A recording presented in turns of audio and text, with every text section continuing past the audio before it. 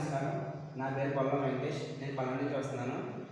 SVRK degree కాలేజ్లో second BCom computer చదువుతున్నాను. నేను 21/6/2022 యోగా డే పురస్కారంగా మా కాలేజీలో పోస్ట్ ప్రజెంటేషన్ చేస్తున్నారు. దాంట్లో నేను ఎంచుకున్న టాపిక్ సూర్య నమస్కార ఆసనాలు, దాని యొక్క ప్రయోజనాలు. ఫస్ట్ ఆసనం వచ్చి దీనిలో 12 ఆసనాలు ఉంటాయి. ఫస్ట్ 6 ఆసనాలు, సెకండ్ 6 ఆసనాలు. దేంతో స్టార్ట్ అవుతుందో దాంతో నమస్కారాసనంతో ఫినిష్ అవుతుంది. దాంట్లో ఫస్ట్ ఆసనం వచ్చి ప్రమాణాసనం.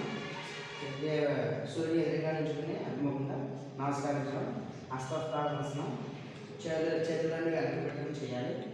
పాదహస్తాసనం, కాళ్ళకి చేతులు ఆనించి చేయాలి. హస్త సంచలనాసనం ఈ విధంగా చేయాలి. పర్వతాసనం ఫ్లాట్ వంగుని చేయాలి. అష్ట సంచలనాసనం దీన్ని పడుకుని చేయాలి. భుజంగాసనం పడుకుని మన ఫ్రంట్ భాగాన్ని పైకి లేపాలి.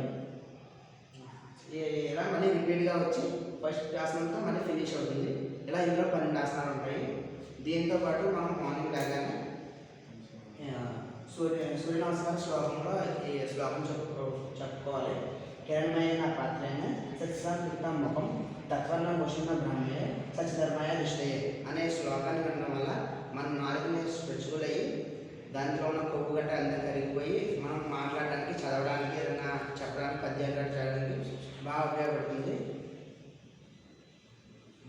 ఈ విధాన్ని మన పూర్వీకులు ఎప్పటి నుంచో మొదలుపెట్టారు.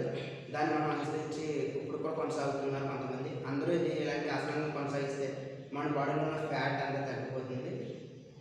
దీనివల్ల ఆక్సిజన్ అనేది బాడీ అనే అవయవాలకు చేరి ఆరోగ్యంగా ఉంటాము.